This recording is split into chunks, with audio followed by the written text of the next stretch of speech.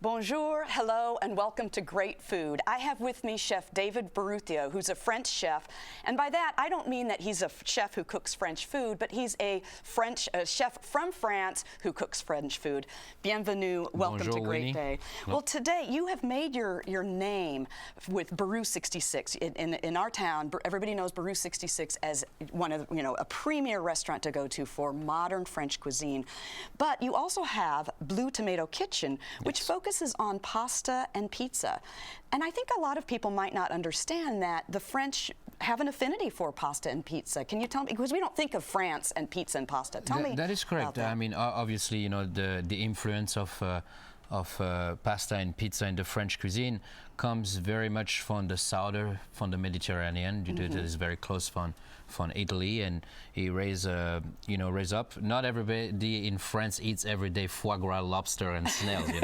So pasta and pizza are the more common way of eating every day, and so my ambition was to open a restaurant that is more accessible and more like I will eat in France with my kids. Right. So we do pasta, we do pizza, but we do also a lot more other things that are not necessarily classical French fare, but more everyday table food.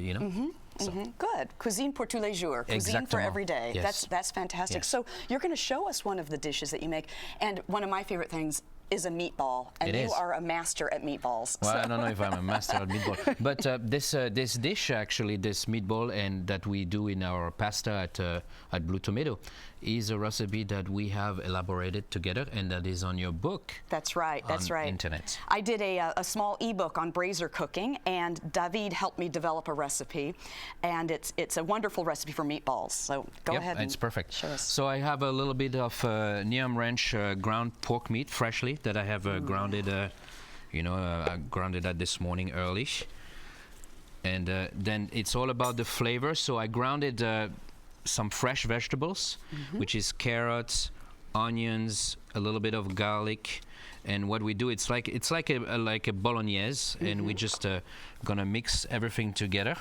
The only thing that it did not do that is in your book is in the book it says we put a little bit of eggs, but here I don't do it.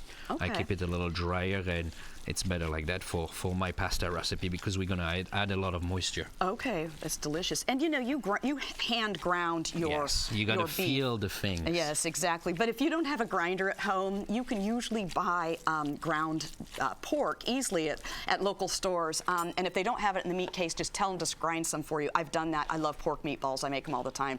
So you can definitely find ground pork. Yeah. And this recipe is very, it's all about earthy. It's about, what grandmother will cook at home in France. Exactly. Mixing up some good ingredients, getting some good flavor. So as you can see now, we got a nice little dough. I'm going to add a little bit of salt and pepper. Excellent. And one thing that I learned in France is you don't use parsley as a garnish as much as it's an ingredient, and it tastes wonderful. It's an aromatic. It is, exactly. And so we always, I think most of us grew up with parsley as something you put at the edge of the plate to put some green on the plate. But really, parsley is a wonderful herb that really doesn't get enough play in our cooking, but definitely the French love it. I agree. So voila. So I'm going to put a little bit of olive oil in my pan, some freshly squeezed olive oil from Italy. So this is kind of a fancy schmancy olive oil, isn't it? You said it was... So basically with this olive oil, it's the olives are picked from the trees, and in less than 2 hours, they are actually boiled right away and put in stainless steel and chilled with liquid nitrogen, so there's no oxidation, and it remains the purest possible. Super fresh. There's only 2,000 bottles made in the world every year, and we got 20 of it. Oh, good. Bravo. So, but you don't use it, do you use it every day, or what kind of applications do you use it for? I use it as a finishing one, but when I do a little bit of Italian or Mediterranean cuisine, I like to do that because it gives a good flavor to the meat, to the fish that you're roasting. I bet. So here I'm doing my meatball, like very fast recipe. They look fantastic. So some of the other things that you have on your menu, you have a great menu, and it's always, just so beautiful to go there. You have a baked macaroni with 4 cheeses. Yes. This is the pork meatball. You have carbonara with la quercia pancetta. You have trenne gorgonzola with broccolini, cream sauce, and toasted walnuts. Yeah, that's good for the vegetarians. Exactly. Exactly. And you also have some entrees like beef short ribs and pork piccata. And we also have a board with daily features. So we're bringing up seasonal fish, seasonal feature that changes every other day or so based on what we find on the market. Good. That's excellent. And what I noticed, because you say that this is cuisine for every day, nothing is over $20. Except some specials on the board. But yes, pretty much. But really, I mean, most of these things, 16, 15, 14, Yep. So it's not, people think of Baru, it's a beautiful special occasion, wonderful place. Yep. But if you want a taste of your cooking without going to Baru, you can. Correct. And it is also a good place to bring your kids. It's an open kitchen, so when you get in there, you can feel the smells, and it smells like food. It smells like you go in somebody's kitchen, and that was the concept. See our meatball, lovely little color here. Yes, yes. And I think we're pretty close to get a little bit of wine here, yeah? Oh, good. I think it's time for a little wine. I think so. So if you want to do the honors, that'd be Sure. great. Let me step around you a second. You have a great wine list. What are some of the things that you love on your wine list? Well, at Blue Tomato, we try to be more New World style. Okay. So we have a little bit of Californian, a little bit of Chilean, Argentinian, and very little French. Because, we believe that, good, you know how I am. I don't like really much wine with screw taps and things like that. I know you said you didn't like makes this. Makes me bunker, but... Exactly. I agree with you that if you're kind of going for every day, some of these new... Santé à toi.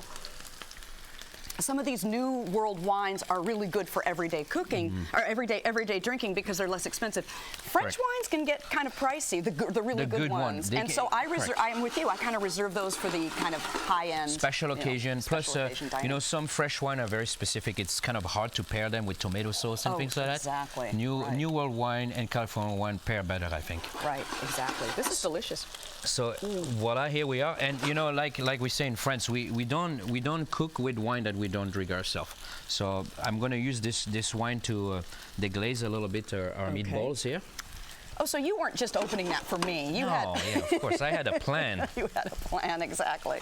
Well, just a little bit, that's going to help to steam it a little bit. And give it just enriches the flavor, pulls all the flavors together. You see the color of the vegetables and the olive oil and everything. It's perfect. They are beautiful. So we're going to simmer that like a few seconds, and then I'm going to add my house-made blue tomato marinara in there. And we're going to cook that together and let the magic happen. Excellent. So this is sort of pasta and meatballs, but it's not your average spaghetti and meatballs. I think so. Yeah, I think it's lovely. So, so how long do you think that has to cook? About technically probably until it's cooked, you can feel it. It will take 6-7 minutes if you have a hot sauce. And but by the time we have everything together, we'll be there fast. Good. So this is absolutely beautiful. This is the type of thing that you can get, cuisine de tous les jours. Yes. It's beautiful. I think that people really need to check your restaurant out because it is just kind of a different kind of pasta and pizza. And we try, we don't really say we're a restaurant. That's why there's not a lot of sign outside. It's a kitchen. A kitchen, Blue Tomato kitchen. Correct. It's That's great. Coming to somebody's kitchen and sit down and have a meal. So That's very great. low key. Well, thank you so much for coming on and showing us My pleasure. these. Merci. Thank you.